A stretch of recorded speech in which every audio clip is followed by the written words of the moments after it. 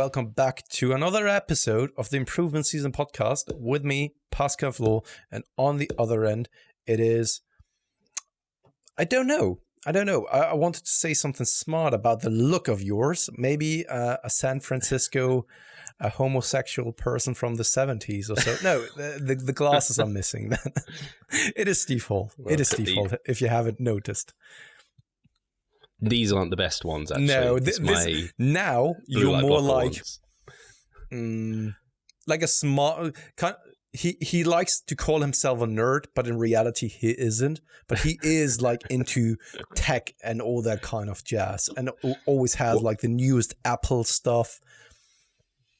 I go that way, backwards cap. I don't know why, but you just reminded me of someone from Baki.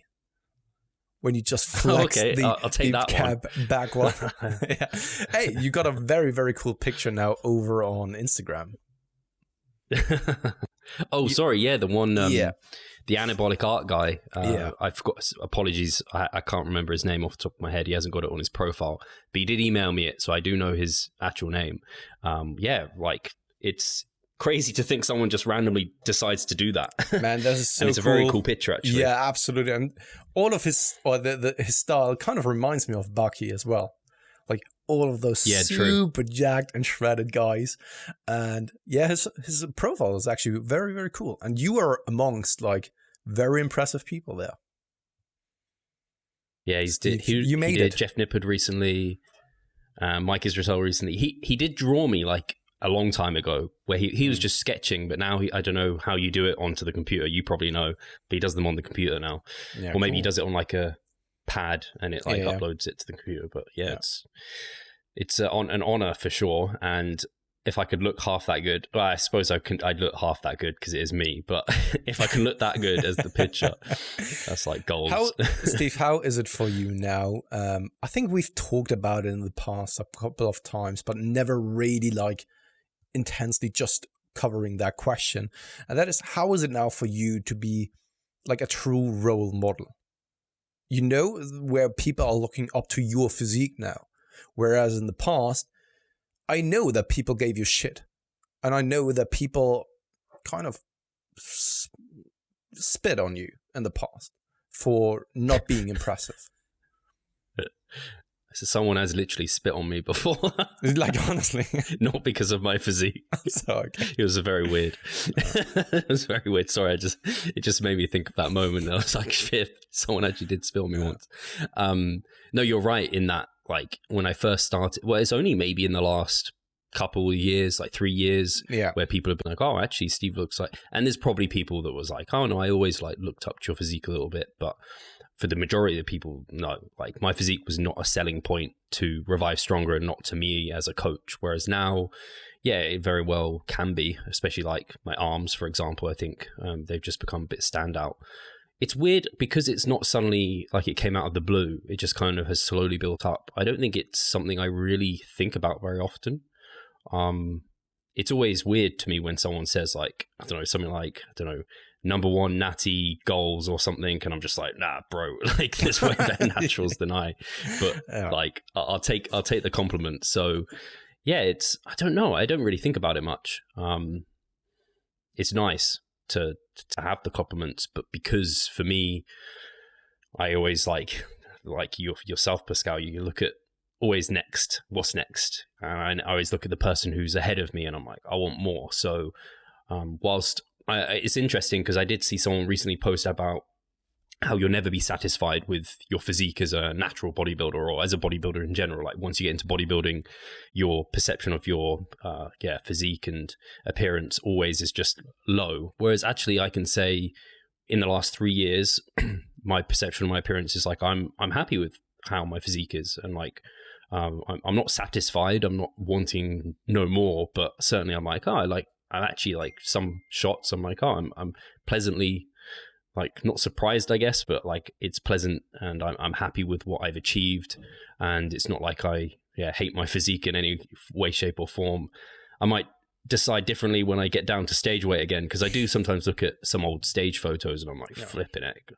what even is that? But I think we all have that, and I think that's almost natural. It might not be the healthiest mindset always, but I think as a bodybuilder, I relatively have a healthy perspective on my physique and progress. So yeah, the weird thing is someone messaged me from last time, because I think I said, I was like, I'm not comfortable calling myself an expert. And they messaged me being like, dude, you're an expert. And I was just like, oh, thank you. Like, I really appreciate it. I still don't think I'm an expert, but I do appreciate it. And maybe that's just me being like, I don't even think I'm being humble. It's just, I guess it's the Dunning-Kruger, right? Like we're past that Dunning-Kruger. I think I thought I was much smarter many years ago, whereas now I realize how really dumb I am. Yeah. Are you now, when people are giving you shit, and I don't think that it's happening often anymore, but are you now able to deal with it a little bit better than in the past? Because you now know that there's not as much truth to it as maybe there was in the past? That is a banging question. That's a really good question. Yeah, way easier. It's way easier to stick to my guns. The more it's interesting, the more I've stuck to my guns, the more I've seen results, the easier it is to stick to those. Because yeah, like I think it's very easy when you aren't, I think like you see it, this is a weird example, but sometimes I see these relatively underdeveloped guys, maybe girls, but mostly guys who we work with, and not saying I've worked with necessarily an individual like this, but undeveloped guys who are early in their career, and they're just jumping between different coaches, or you see them jumping between different programs. And I'm just like, man, like stop trying to find the silver bullet, stick to one that you can find progress with and enjoy, and just see it out, because it's like trying to switch lanes all the time on the motorway. And like at the end of the day, you're expending a load of energy, or even money in this case, stress, trying to get somewhere quicker. And it's like, you're already on a path, like stick to that path. And that's why I love, and you're absolutely the same as me, Pascal, like coaching people for years. Like when you see those transformations for some of our clients who have been with us for like multiple years, that's because they've stuck to a path and they've adhered. And quite a lot as a coach, you calm people's worries, you save them from themselves, you save them from jumping between. So yeah, it makes it way easier to brush off things, even down to like, I don't know, silly stuff like people talk about like people who train with RER or pussies or something. It's just like, I think as someone who's newer to all of this and you haven't got that much muscle, and you're not kind of well established, you might be like, oh, maybe I'm a fucking pussy, I should just train to failure all the time. And that might not be the right answer for you. Whereas for me, I'm like, well, you can say that, but I mean, look at my progress over the last like 3 years and look at my physique. Like, it's not bad. Maybe it'll be better with all like failure training or something. I don't want to go on a rabbit hole to that, but yeah, it makes it way easier to brush off those concerns for sure. No, totally. No, I was just interested in hearing how you're now coping with that kind of stuff and how you feel about it and how you feel about your own progress in that kind of regard. Yeah. I think it's good because it's something I have posted about before, and I hope I talk about it. I like talking about it regularly anyway, is like those people who I see short exchanging themselves is because they are always questioning everything they're doing, because there's so much information out there.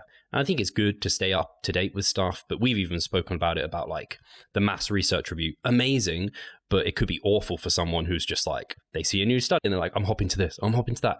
Oh, don't know, this person said diet breaks were good, and now this Jackson Peel studies come out and diet breaks are shit or whatever, and they're just like, that person doesn't know what they're saying, I'm not following anything they say anymore. And it's just like, oh gosh. Yeah, I mean, I was there myself at some point where I was just like, I couldn't decipher on what to put, how much emphasis to put on what. I kind of put everything on the same kind of level. Whereas, of course, that's not how it is, of course, right? We are always talking about the most fundamental principles need to be ticked off first, and that is probably like 90% of everything, if not even more, right? It's so fundamentally important that you are ticking off those boxes first, and that you are also putting the highest priorities in those things, and then the rest is kind of, most of the time, even just like personal preferences.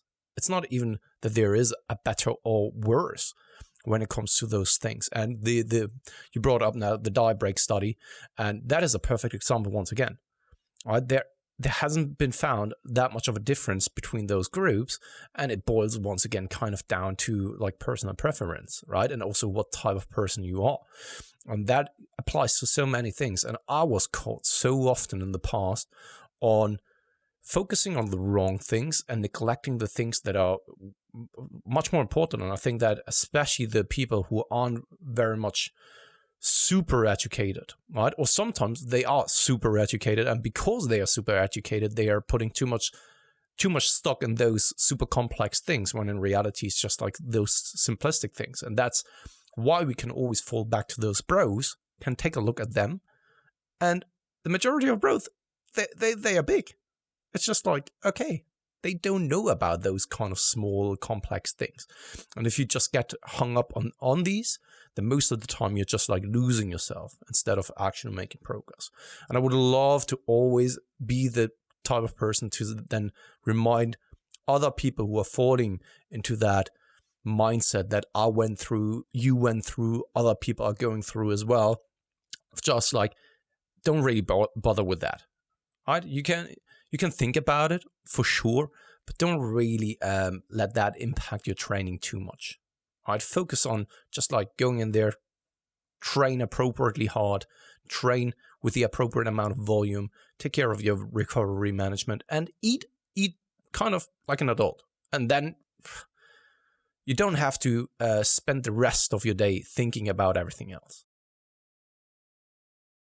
Yeah, definitely. You can, because you see little snippets on Instagram and people are sharing, because it's not cool to talk about the fundamental basics that much. And I talk about Instagram because I spend way too much time there. And I think probably a lot of people do end up getting a lot of bits of knowledge, and they see snippets and it's like, I don't know, sharing that one tiny little technique tweak to something, or that one little change to my pre-workout. I'm going to include this supplement, or I'm going to use multi-transportable carbohydrates, and that's going to enhance my results. It's like, I mean, everything that you're viewing there might have some credence, but it could like paralyze you because you're just like, fuck, there's way too much I'm not doing. And then you could focus on those things. And then it's like, well, how much sleep did you get last night? Oh, 6 hours, because you're on Instagram flicking through trying to write down and save all these posts. It's like, well, and that's the thing.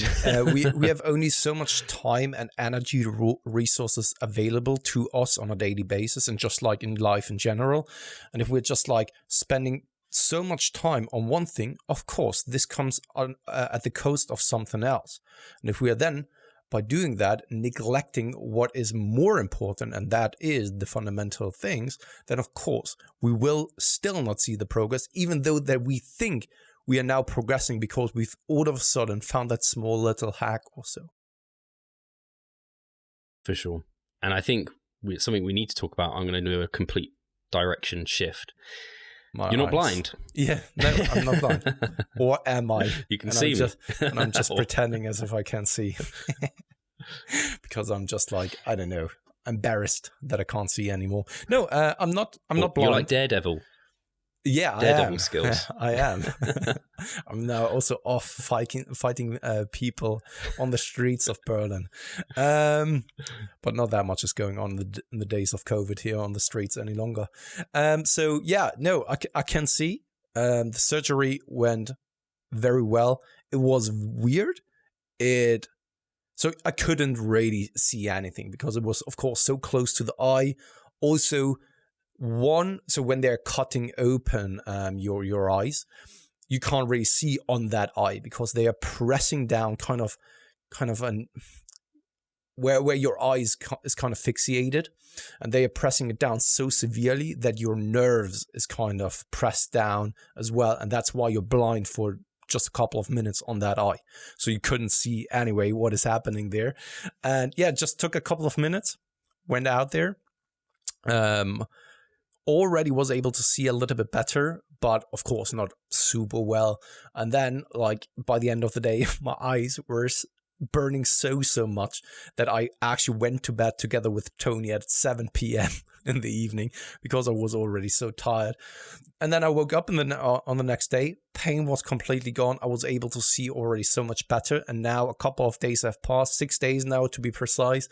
And I actually able to see as if I am wearing my contact lenses now. Of course, light objects are still having a little bit of a halo effect. My eyes are still like very, very tired and dry, but this will take a time. This will take a while to then take care of itself.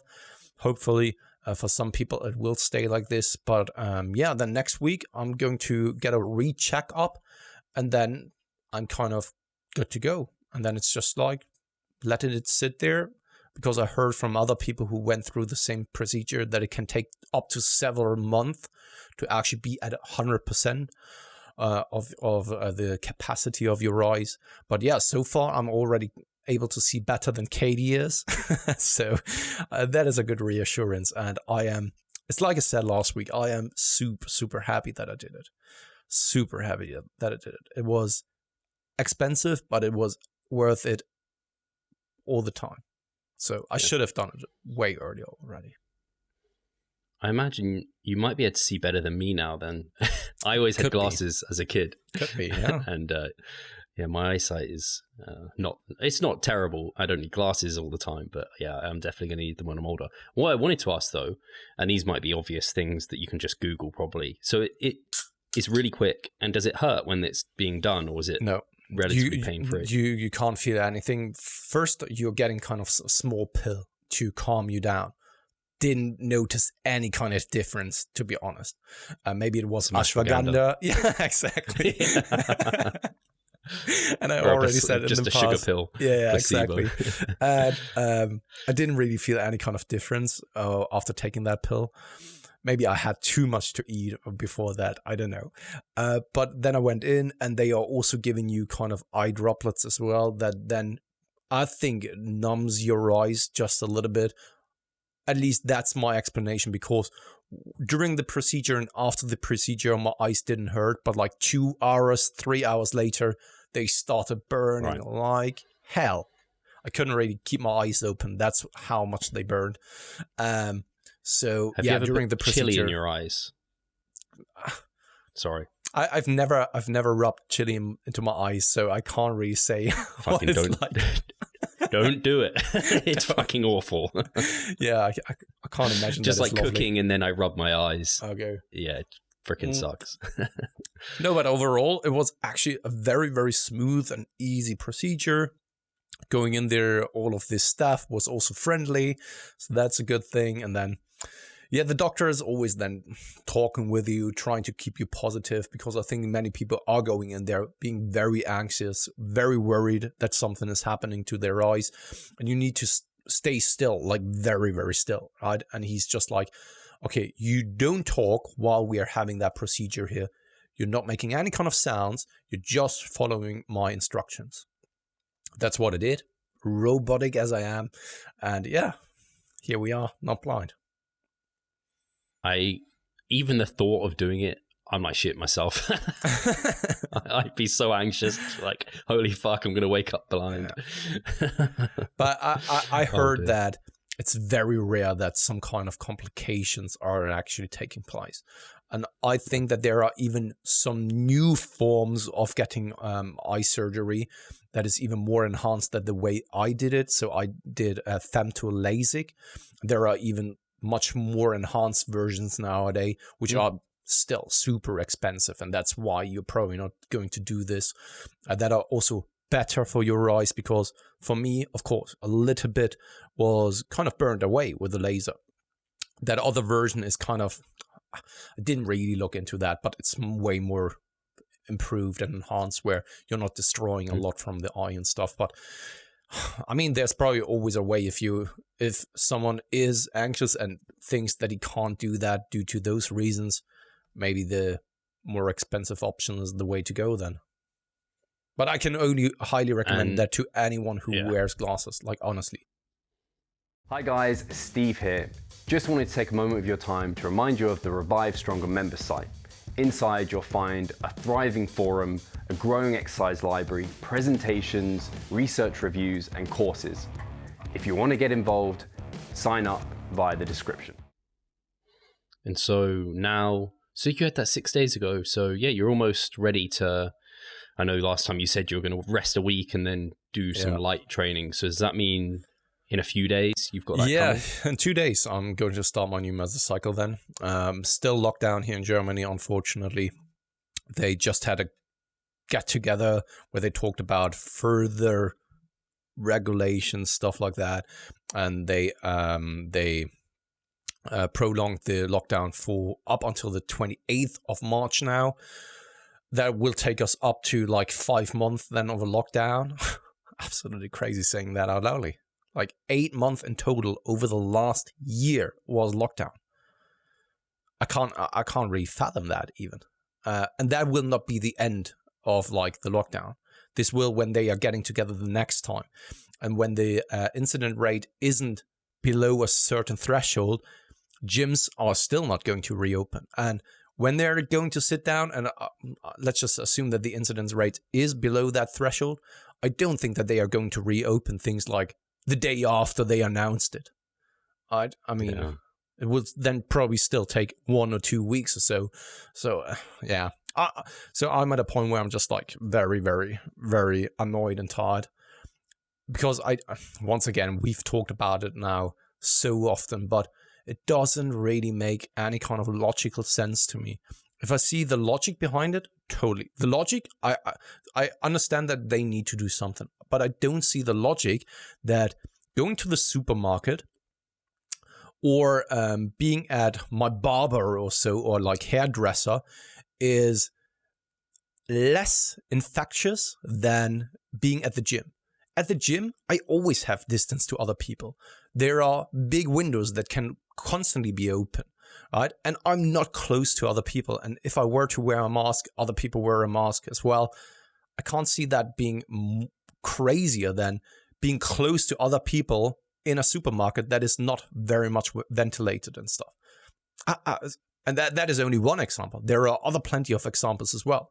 And this is where I'm having a little bit of, or where I'm just getting a little bit of annoyed, because why other things when these things aren't allowed? And and I think that many people, and probably also many of the listeners, will be able to relate to that as well, where they've asked themselves like, why is this allowed but this isn't? All right. Yeah. I really feel for you in that situation as well, because it's not nice just not knowing, but those thoughts going through your head are things that I were going through my head, but I just kind of was just like, doesn't matter. Like, it doesn't matter. Like, that's the approach I took, was just like, I'm not going to be able to change anything, and no. I can't have an influence on this. Not really. We've tried with several, like in the UK, they've done loads of forums and stuff. But I can do that only because I ended up buying a load of equipment, and particularly the cable thing is just super handy.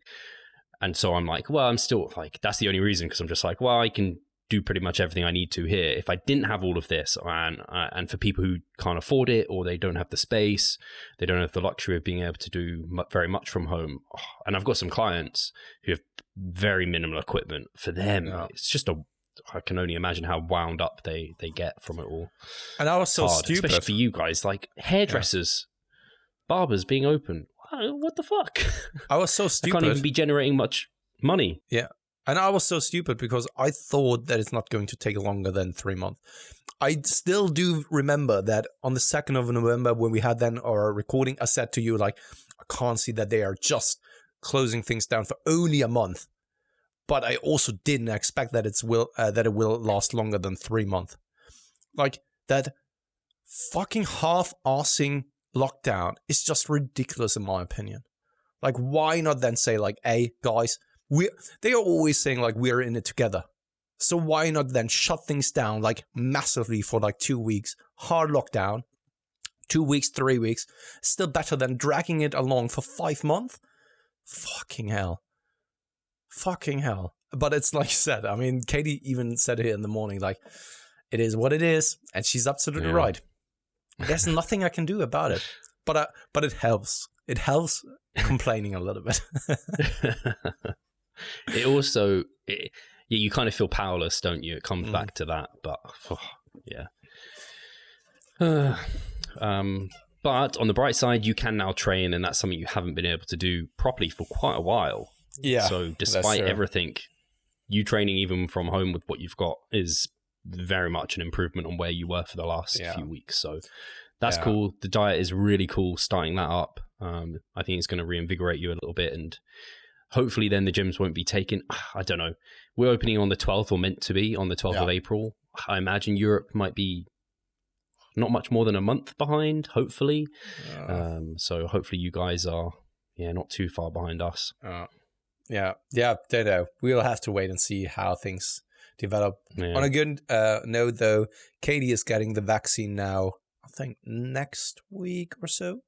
But she's a key worker. Cool. So in Germany, the vaccination process is very, very slow, unfortunately. It's also, like I already said over the past, I think, 2 Improving Season podcasts, where I said, like, they did a terrible job here in Germany, and with each and every single day that they that passes where they are messing up then the vaccination process, people are dying, people are losing their jobs, etc., etc. And the good thing is now Katie's getting her vaccination next week already, so hopefully things are moving along nicely over the next couple of days and weeks, and no kind of new mutation is coming out that just like pisses on the vaccination on the vaccine and just like destroys all of the hope in the entire world. I keep hearing news of different like varieties. I'm just like, no, go away. This is not cool. Do you know how many we've now hit? Over 20 million vaccinations, and I think there's like 80 million people in the UK.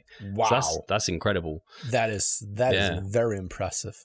But I also think that you guys are the world champions, the leaders, right, when it comes to population being vaccinated.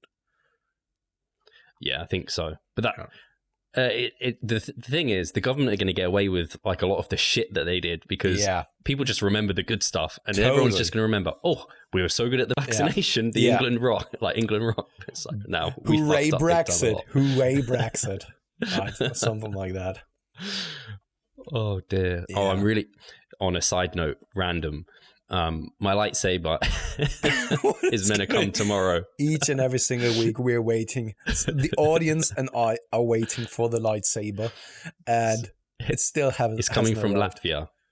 Oh yeah, really? So, I don't know. I stupidly should have just ordered one from the UK, really, but because of Brexit, I don't know if I'm going to get like a stupid like import fee or something when it comes. Like, you just wanted to save like those £5 on shipping cost, and now you end up paying like £25 on top of it all.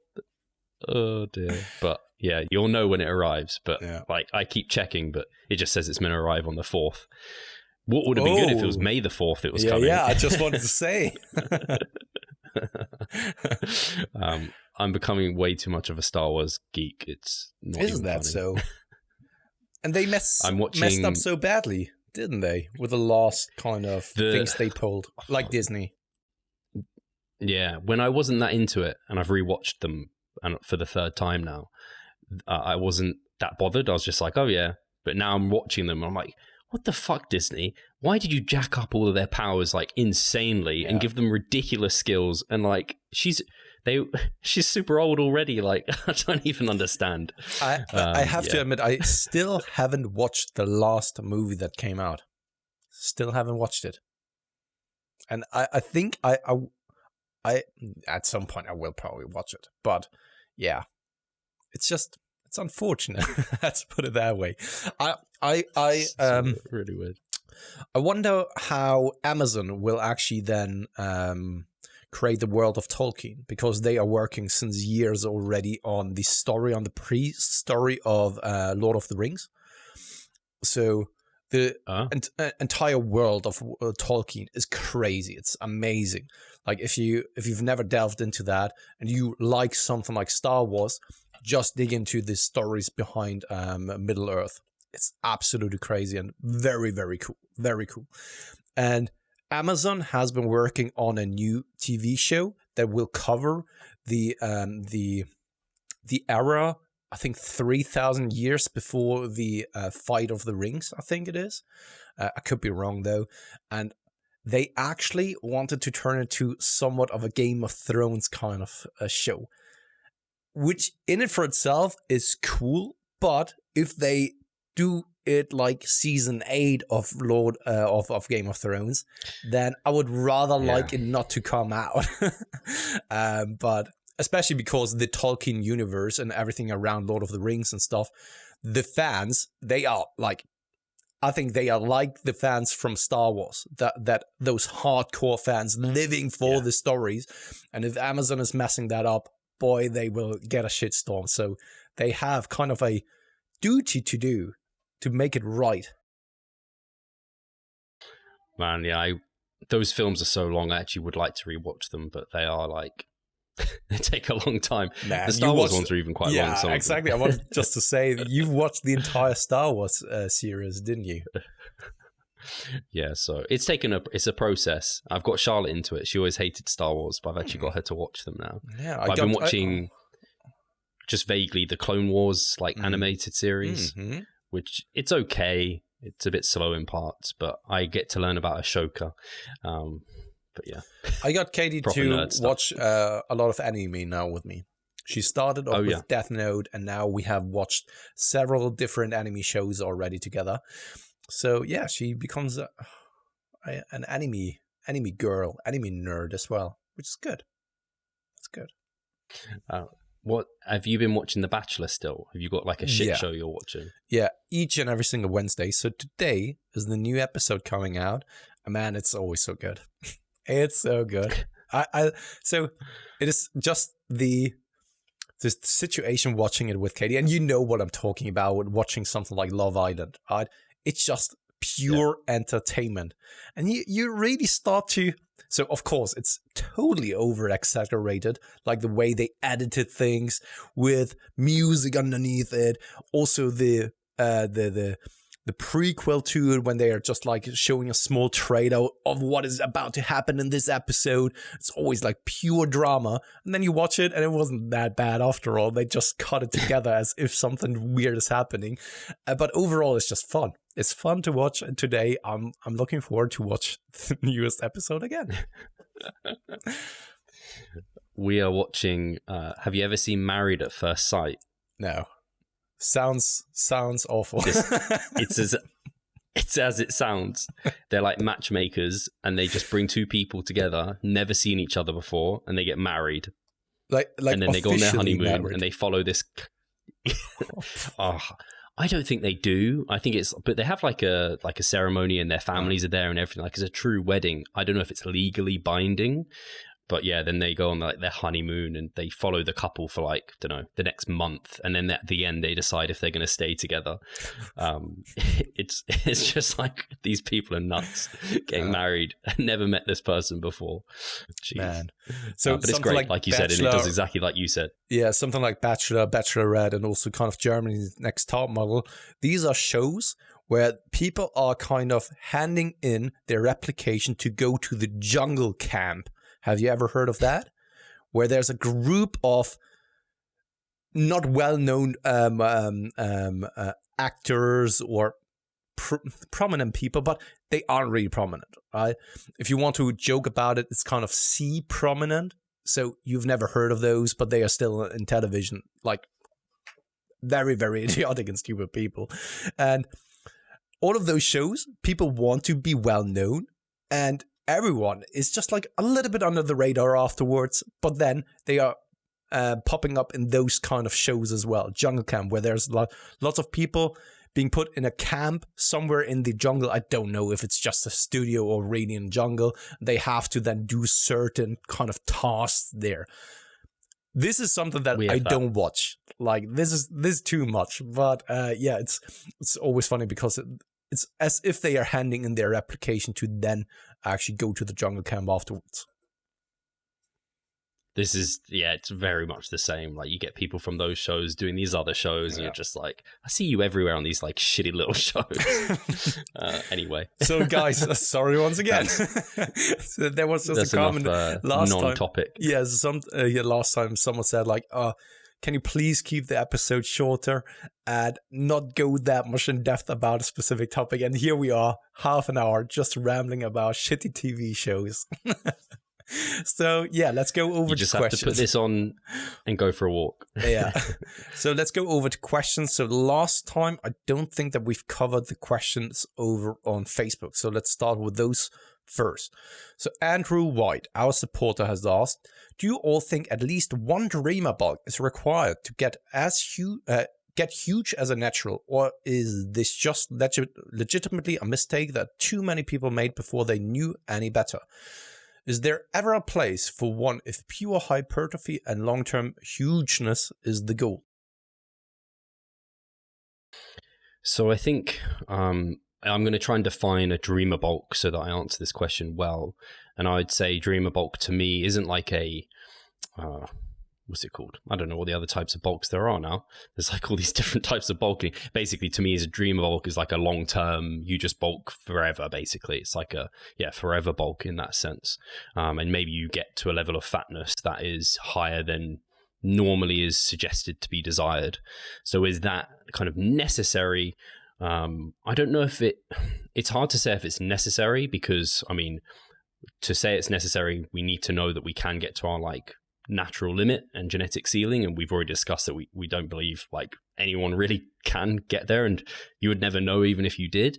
So it's a really hard thing to answer. Do I think going for an extended long bulk where you don't chuck in mini cuts very often or at all, and you don't cut, is a good idea for a lot of people? For sure. I definitely think that.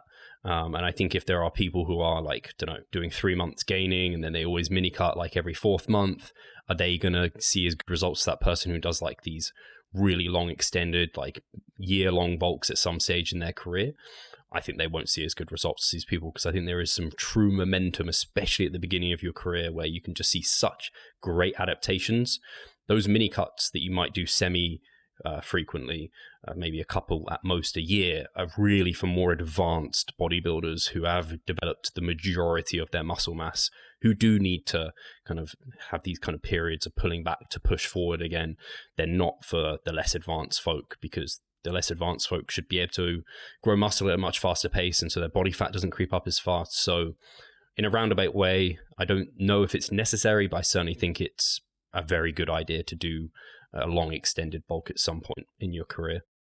Yeah, for me, a dreamer bulk is a little bit of a different, or I have a different understanding of what a dreamer bulk is. Dreamer bulk to me is just like you are eating as much as you can, I wouldn't say in a short period of time, but more so in a longer period of time.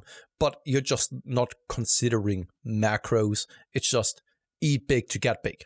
That mentality. Okay. With that out of the way I understand the term, for me personally, I don't think it's required, but I think that many people benefit from having done that in their early stages of the career, because you're highly susceptible of building muscle mass alongside with that as well. So most of the time, what's the other scenario that we can think of? Either you're very well educated already, or you have someone by your side who guides you. I think that this is the optimal scenario. But in most cases, it's either you're afraid of really committing to a gaining phase because you want to get lean, or you are in that mindset of like dreamer's bulk because you don't know better. You just get into the field, and the first resources and articles and YouTube videos that you find are probably promoting something like that. Where it's just like, yeah, eat big, especially that phrase. And someone who hasn't the understanding of what that means and hasn't the education and knowledge of what it is that this person is referring to, is then assuming that it's just about eating as much as he can.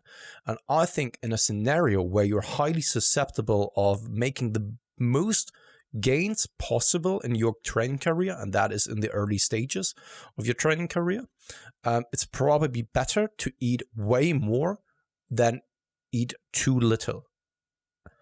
And I see it all the time that it's an either or situation where someone isn't committed to actually gaining weight, and thus they are not really taking advantage of their early stages of the career, or they are actually those type of people who are getting into that, let's call it the bro realm, eat as much as they can. And I think for those, they will benefit more than those who keep themselves short. The middle ground is, as always, I think, the most optimal scenario, but let's be real here. Everyone who gets in a specific field, no matter what field it is, you're most of the time not in the depth of like the true experts or the people with the most amount of knowledge, because that's not the most popular articles most of the time on the internet. It doesn't matter what kind of field it is, but most of the time you will not find those very, very good resources at first. That would be the optimal scenario, but once again, if it's then falling back to a realistic outcome, I think that this is probably better than under-eating and kind of wasting the potential that you have in your early stages of your lifting career. I'd 100% agree with that, as that the definition, and I could definitely see that being the definition. So at least we've covered multiple angles. And I want to ask though, sorry if this is one of those where we're going way over the, we're going over and above answering this question, but Pascal, have you done a dreamer bulk by that definition? No, not really, because I was always too afraid of actually gaining. I had a time where I was actually gaining way more than I wanted, but it was never that I did it intentionally in the way of like, I'm just eating to get big. I always tracked my macros.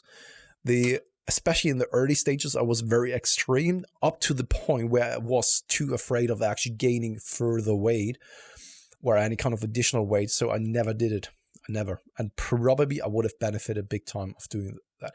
Well, I have to say though, because when I first got into training, I was doing such a shitty program. I was just training like arms and my upper body. So maybe it was good that I didn't do any kind of dreamer bulk, because I would have probably not benefited from that at all. I think though, when you are going on to bodybuilding.com and you pick out, I think that there are probably some training templates, right? While the volume and intensity is super high, you have somewhat of a decent training protocol there. Instead of me, I had just a shitty program. I was just like mixing and blending together what I thought is best, right? And that, of course, wasn't working at all. And in my scenario, I wouldn't have recommended anyone to do a dreamer's bulk. But if you now go on bodybuilding.com, start training, you're very much passionate, and you find there a bro split with 20 sets per body part, like 5 training days or so per week, I think then a dreamer's bulk could actually work quite nicely. Have you? Yeah, I when I first started, I also was scared, so I didn't. So when I was got into the gym when I was about 16, but then after my accident, when I basically had lost that little bit of muscle I gained through barely eating and training hard and terrible program probably as well, that's when I did do more of a dreamer bulk after my accident, where I was regaining that weight, and I did go on to a bodybuilding.com and just find this bulk diet, and I just ate shit tons of food and I gained a lot of fat, but also quite a lot of muscle in that period of time. I still don't know if that was necessarily optimal, but I certainly gained as much muscle as I could in that period. Yeah. No, absolutely. Sounds good. Shall we go to the next question then? So Roman Garm has asked, do you have preferred rep ranges for certain muscle groups, or do you train everything within the 5 to 30 repetition range? Hey, Pascal here. I just quickly wanted to remind you of our online coaching service. At Revive Stronger, we put a huge emphasis on the personal aspect of our coaching. And if you want to take your physique and knowledge to the next level, hit the link in the description below. Cool. So for me, I don't think there's any muscle groups that I preclude from a certain rep range. Apart from hamstrings, I don't often take more than 20 repetitions. And I don't often take a lot of muscle groups above 20 repetitions, just as a kind of standard, because I don't know, I don't particularly like going above that a whole lot, and I prefer maybe using a metabolite technique or something like that to save a bit of time, so maybe a Myo rep style in that situation. So But most of the time I use a mix of rep ranges, and I don't necessarily preclude them for a muscle group. It'll be more so exercise specific. So like a hip hinge, I won't program for. I don't think I've ever programmed it. Maybe during COVID and people are locked down, but and they don't have any like choice. But I don't like those to go above 15 reps. I don't tend to do them above 12 reps, and I don't often program that high for a hip hinge.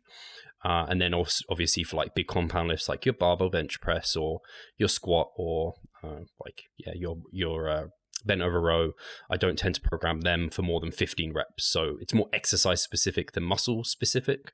But yeah, I don't really bias any particular rep range or like avoid any rep range for any muscle groups personally. I can see why people might, but I've just never been good enough at identifying, this is the best rep range for me, and I'm just going to bias my program towards that. It kind of tends to change over time. I kind of find that I'm getting a good stimulus from a certain rep range. It's like, now that's not as good as it used to be. So then I tend to kind of periodize the rep range upwards as mesocycles progress. So that's how I tend to go about it. Yeah. How about you, Pascal? No, very similar as well. For me personally, I really don't ever push it over 20 repetitions though.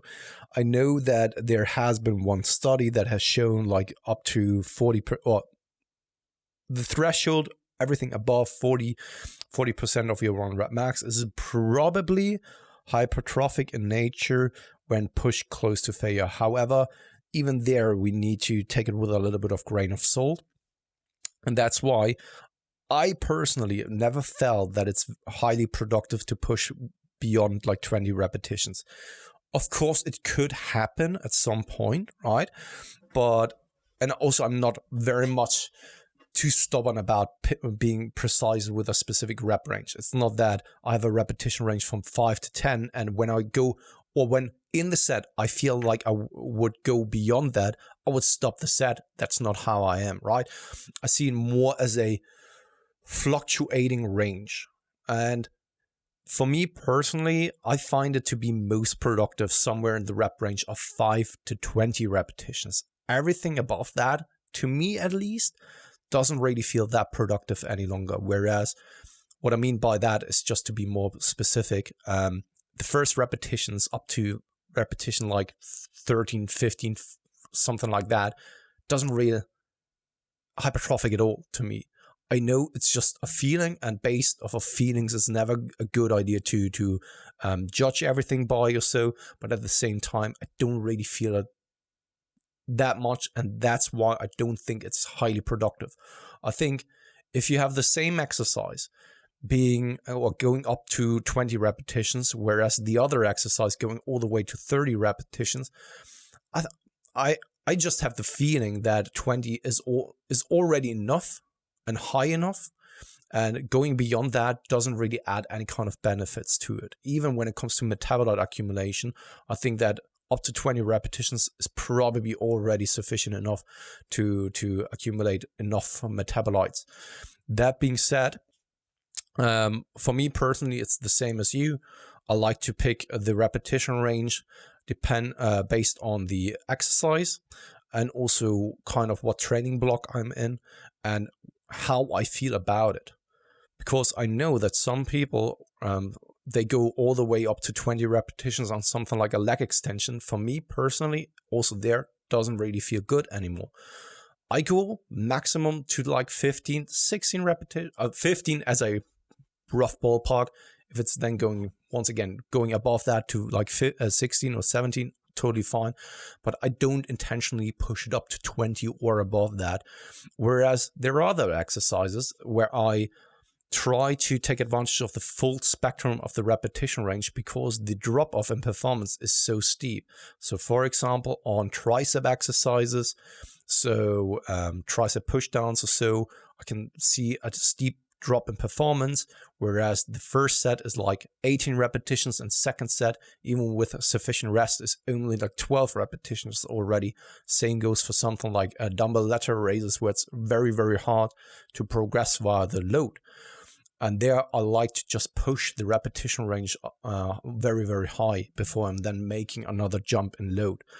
But other than that, it's basically same as you. And then once again, taking into consideration, while we have a study that shows going all the way up to 30 reps, somewhere around there with a sufficient proximity to failure, I don't think that it's a strong enough of an argument to then also really go there only because one study has shown it to be the case, when we know that probably still being in the range of like 5 to 20 repetitions is giving you all that you already need.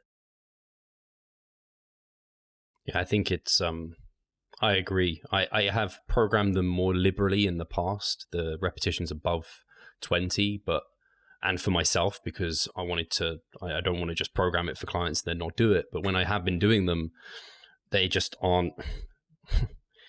It's like you said, really. It just feels like, why am I going this high? And it's not super fun, enjoyable. Like you said, there's not like a strong amount of evidence to suggest that you kind of need to go up there. There may be some benefits for the variation, or maybe if someone's injured and you want to use like light loading or something. But for the most part, as well, people aren't as good at rating their repetitions in reserve the higher reps you go. So it becomes challenging, especially if you don't use it super regularly. So yeah, I think definitely focusing on the 5 to 20 rep range in general is definitely better for most people, for sure. So yeah, I agree with kind of what you said there. But it's interesting that, yeah, everyone has their little like quirks with like leg extensions. Above 15 for you isn't super productive, up to 20 not great. I think I can go up to 20 and like they still feel pretty good, but like other exercise and like drop offs as well on exercises. It's always interesting to see how people like differ, and even in rep ranges it can be different. Like I drop off much more in the higher rep ranges versus the lower rep ranges. But anyway, yeah. Yeah, just on that note as well, now on the leg extensions, for example, even if I program something like myo reps, where I have an activation set, I prescribe it 15 to max 20 repetitions, because I feel like when you push the first set all the way up to 25, you just tire yourself out without feeling that much of a burn. At least that's the case for me.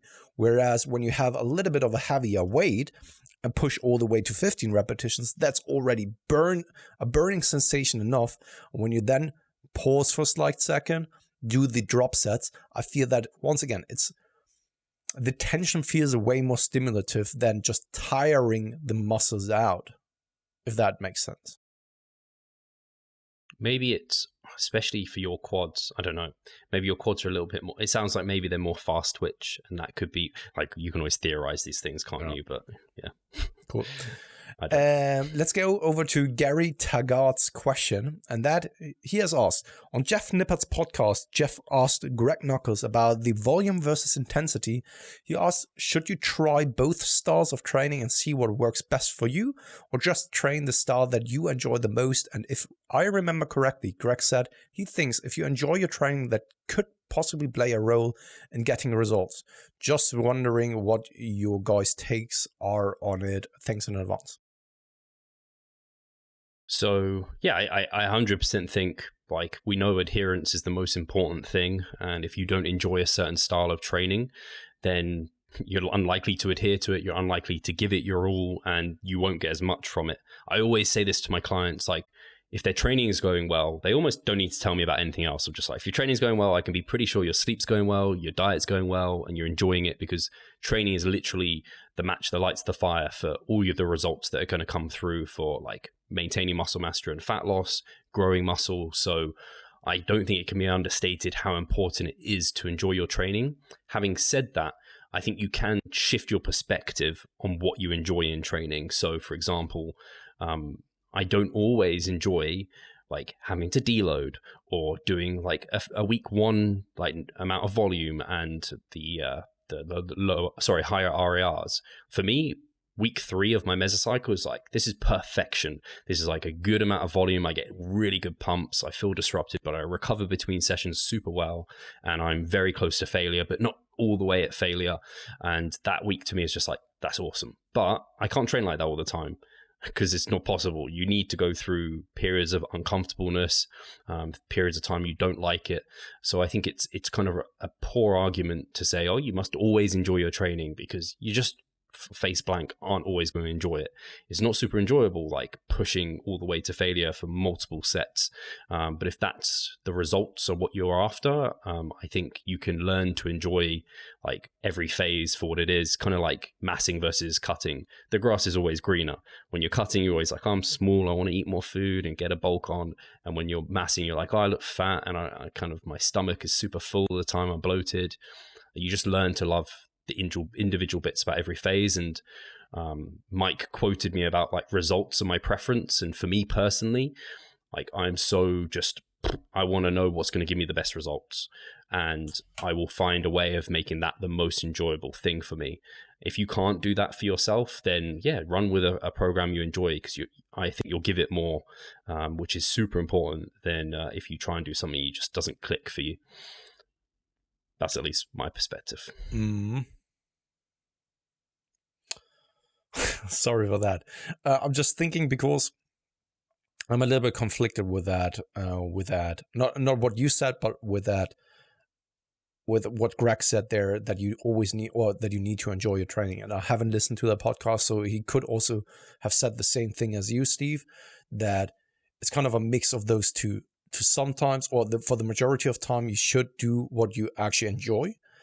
But sometimes maybe it's absolutely all right to have phases in there that you don't enjoy that much. And it always, so it depends on so many things, of course. The type of lifter you are, your what it is that you want to achieve, and where you are at in your lifting career as well. When you are 40 years old, or in the midst of your 40s, you look actually very, very good. Of course, then I would say, and you just want to maintain your physique, then I would just say like, hey, you don't need a lot. Then go out there and do whatever it is that you like, because you will most likely just maintain your physique by doing just enough, right? When you are in your early 20s and you have high ambitions of actually becoming a natural pro or even an IFBB pro, then probably you also have to go through things and phases that you don't really enjoy that much, especially when fatigue is super, super high. Sometimes you just have to get up and still train, right? And that's why it's very, very hard for me to give a clear answer of like, yeah, you should always enjoy that, because it always depends on on the outcome. I think that if you have high ambitions, then sometimes you will need to go through phases that suck, like especially when it comes to not just training, but in particularly dieting. I don't think that anyone truly enjoys to having thick skin leanness, levels of leanness. So many dicks. Yeah. because it's kind of suffering at the same time, right? And then during that time, doing the training sessions becomes even more of a hassle. But maybe there's also a sadistic part to it, that you still enjoy it to some extent. Same goes for then another question that you then can bring up of like, I have times where I'm not highly motivated and I don't really, well, I can think of better things than standing up in the morning and doing the last week of a training set, or last week of my mesocycle, especially legs, when the volume is high, you need to push it. I could, of course, think of better things, but at the same time, I somewhat enjoy it. But of course, I don't enjoy it as much as being super energetic, being in the prime of my gaining phase. Everything just feels great, etc., etc. So there are, I think, so many spectrums to what it is that you enjoy. And it has kind of different levels to it. And I think that this needs to be taken into consideration as well. And of course, it highly depends on your goals, who it is that you are, where you're at in your training career as well. And then you can make a good argument for or against it. But overall, I think, yes, you should enjoy it. I'm not, everything that I said and talked about is and comes under the umbrella of, if I need to bring up a decision of like training or no training at all for the rest of my life, then sure, of course, it should be a yes if you like what it is that you're doing, even if it comes with sometimes that it sucks and sometimes it's painful, etc., etc. So under this umbrella, yes, but then also there, it can look quite different. And would you really say if you only like to push one hard set to failure, that this is enough? For many people, it isn't, even though that this may be the training style that they enjoy the most, but for their physiology, it may be not the thing that they need. So typical needs analysis. I think that's so well said. At like basically at the beginning of your career, you can probably train more like you would like to because like shit tons works. As you get more and more advanced and your goals and ambitions become more serious, you have to be way more specific, and likes, they almost fall out of the picture because you just fucking want results. And then as you get to like older and you're just like, I just want to maintain, you can go back to whatever you like doing because so many things work for just maintenance. I think that's so well said. Yeah. In the past, I always said like, so many people want to get rich, but so many people don't want to do what it takes. And that's the same thing here as well. Everyone wants to be big, but not many people want to do what it takes. So Ronnie Coleman said something like that, right? I was going to say, what did he say? What did he say again? Everyone wants to be a bodybuilder, but no one wants to lift any heavy ass weight. Yeah, exactly. And there's some truth to that, right? Sometimes what it is that you enjoy the most isn't the same as what it is that you need. And this is very, very important to realize. And then you can maybe meet in the middle where you are taking a compromise with yourself, where it's like, I enjoy that style of training, but I know I need XYZ. So maybe I can find a hybrid model that then results or gives me still the results I would like to. Right? And then it's a matter of prioritization of where you are falling on that spectrum. And if you're only outcome oriented and you can put your preferences on a back burner because you're just a robot and you want to just like get to the top of the hill, then maybe you are all right with just accepting doing the mundane things that you don't really enjoy, but you know that this is probably the way to get to the top. All right? And that applies to so many things in life. So many things in life. For sure. Well said. Cool. So we are coming close to the end of the episode. Oh, we are. Like last week, there weren't that many comments in the comment section, so I don't know whether we really want to give away a free membership here this time, because this time Trevor Fulbright, our man, has once again actually commented on the video. Not that he's getting that free membership once again. No, I'm just kidding. But the last time there weren't that many comments. I think that the question was perhaps a little bit too controversial, where we've asked about whether it's acceptable or not in regards to, what was the question again? It was to do with someone like using low dose TRT or something and passing the drug tests and winning. Is that okay? And like, how do you feel about it? It was it was a bit of a, they needed to write a bunch of stuff. And there was a few longer comments, but not many. Yeah, no, absolutely. There's a tricky one. Totally. So maybe we need to make a super easy one this week. Yeah.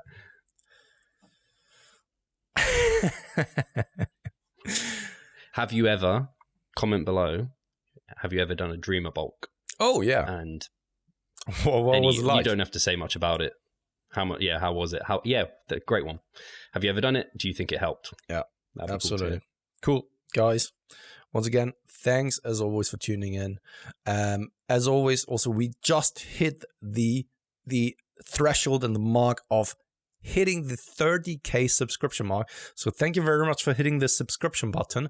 For those listening on a weekly basis here and haven't yet hit the subscribe button, please do so. It really, really helps. Unfortunately, we are not making a shit ton of money from YouTube as of yet. That's why we need to push it up to somewhere around 100. No, it's not. It has nothing to do with subscribers, right? It has more so to do with clicks on the video. Maybe we need to make more catchy titles now, more catchy thumbnails with like, something like that. I think, this is the way to go now. Pascal's gone blind. Yeah, exactly. I did laser eye surgery and lost my sight. But did I? Yeah, something like that. Cool. Guys, thank you very much for tuning in. Not watch. And I guess I speak to you guys next week. Cheers.